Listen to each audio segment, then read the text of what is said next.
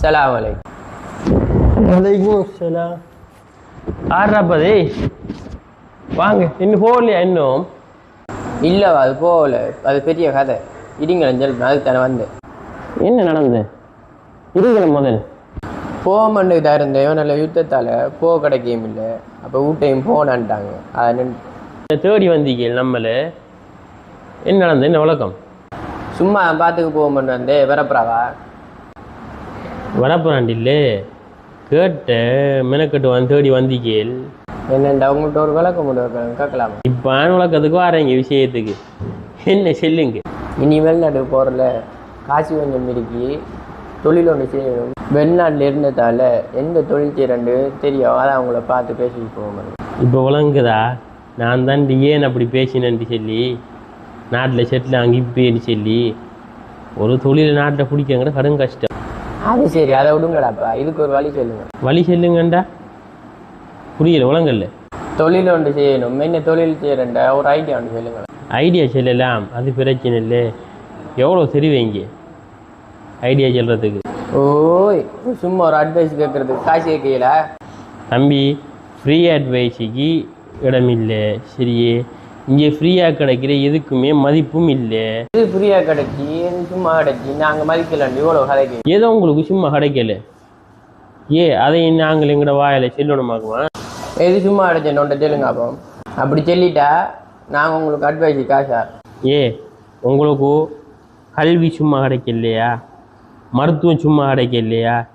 சும்மா இது ரெண்டு உதாரணத்துக்கு இது எதையாவது மதிச்சிக்கிங்களா சொல்லுங்க. அப்போ கல்வி ஸ்கூலில் வந்துக்கிட்டு உங்களுக்கு கிளாஸ் நடத்துகிற அதே டீச்சர் தான் உங்களுக்கு ப்ரைவேட்டாகவும் கிளாஸ் எடுக்காரு.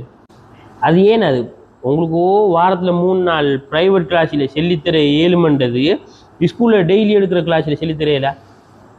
ஹாஸ்பிட்டலுக்கு போங்க, மருத்துவம் உங்களுக்கு ஹாஸ்பிட்டலில் மருந்து சார் அதே டாக்டர் தான் ப்ரைவேட்லேயே மருந்து தராரு. ஏன் அது ஹாஸ்பிட்டலில் தார மருந்து நல்லா வருது இல்லை, ப்ரைவேட்டாக தார மருந்து நல்லா வருது சொல்கிறாங்க. கேட்டால் சொல்கிறோம் ஹாஸ்பிட்டலில் மருந்து இல்லைன்னு சொல்லி.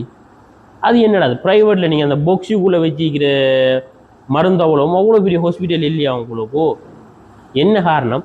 நீங்கள் கேள்வி கேட்குறல்ல, அதை மதிக்கிறல்ல.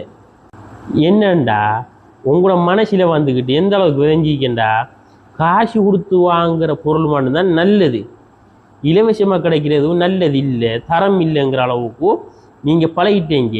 சரியே, அதை உங்களோட மனசை பழகி போட்டாங்க. விளங்குதா? நான் எல்லாரையும் சொல்லலை. ஸ்கூல்லையே கற்பிக்கிற டீச்சர்ஸ் மாதிரிலையும் நல்லவங்களும் இருக்காங்க, மருந்துவ டாக்டர்ஸ் மாதிரிலையும் நல்லவங்க இருக்காங்க. சரி, நான் ஒரு சில ஆக்களை சொல்கிறேன். பேரண்ட்ஸும் சரி பிள்ளைகளும் சரி அதைத்தான் சொல்கிறேங்க.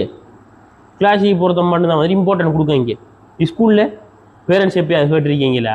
ஹாஸ்பிட்டல் விஷயங்கள்லையும் கேள்வி கேளுங்க. மருந்து இல்லைன்னு டாக்டர் சொல்கிறாரு, ஏன் கேள்வி கேளுங்க. என்ன காரணம்? இந்த கேள்வி கேட்க தோணாததுக்கு காரணம் என்னென்னா அது இலவசமாக கிடைக்கிது. அதுக்காக தான் சொல்லணும் தம்பி.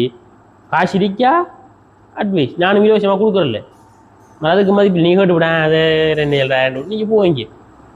எந்த நேரத்தை நான் வீணாக விரும்பலை. காசு இருக்கா அட்வைஸ் பண்ணுவோம். சரி வாப்பா, காயத்தாரன் இதுக்கு இவ்வளோ கதையா? நீ ஹோச்சாலும் பிரச்சனை இல்லை. சரியே, நான் காசு வேணுமென்று வேண்டல. ஆனால் காசு வேணுன்னா தான் அதுக்கு மதிப்பு.